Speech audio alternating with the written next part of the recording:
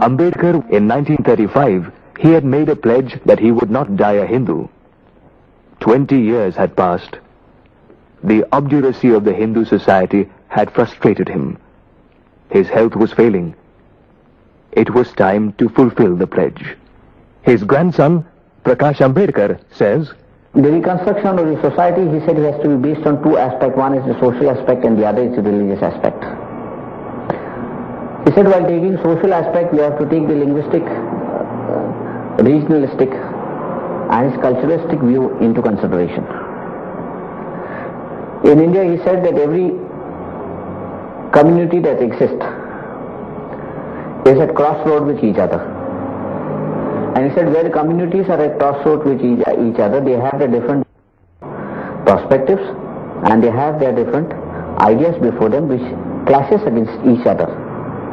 And these clashes have divided the masses and the communities in India.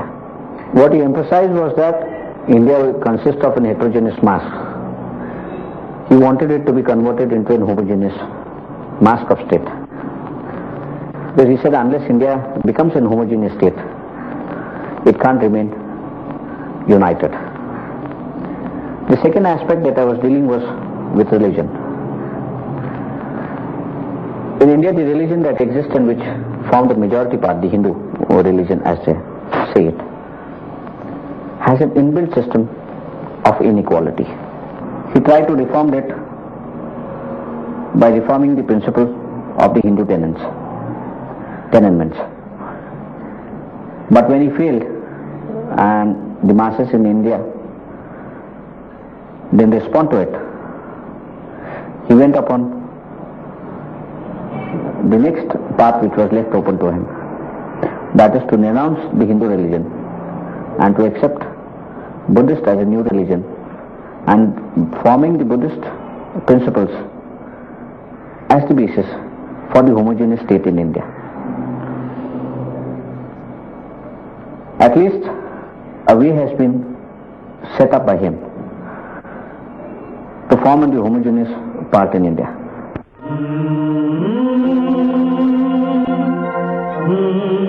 I prefer Buddhism because it teaches pradnya or understanding as against superstition and supernaturalism, karuna or love, and samata or equality.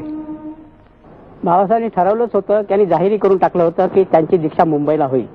परंतु मला वाटत होतं की मुंबई भारताच्या एका बाजूला पडतं आणि नागपूर हे मध्यवर्ती आहे. नागपूरमध्ये जनता, पुष्कळशी जनता बौद्ध धर्माकडे लवकर दीक्षा घ्यायच्याही तयारीत आहेत आणि या दृष्टीनं आम्ही बाबासाहेबांनी जी संस्था काढली होती, भारतीय बौद्ध जन समिती, ती चालवत होतो. त्यांचं प्रेस स्टेटमेंट त्यांना पत्र लिहिलं. We persuaded Dr. Ambedkar to hold the grand Diksha ceremony in Nagpur since it was a central place and the ancient capital of the Naga kings. We also told him that the 14th of October was the most auspicious day for the ceremony because that, according to the English calendar, was Lord Buddha's Mahaparinirvan day. त्याची सुरुवात मात्र 13 लाच झाली आणि ते कारण की त्याचा संबंध भगवान बुद्धाच्या महापरिनिर्वाणाच्या दिवसाशी आहे.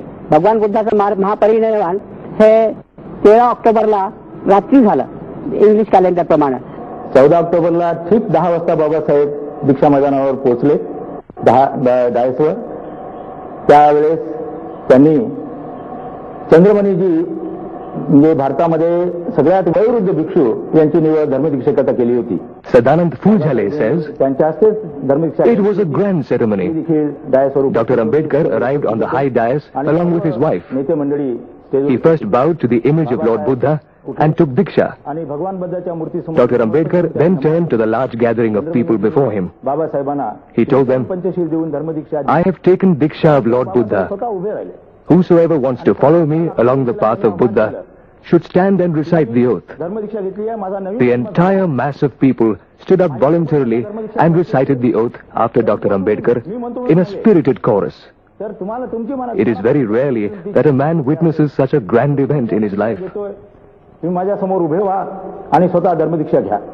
पाणाति पाता वेदमणि शिक्षापदं समादयामि.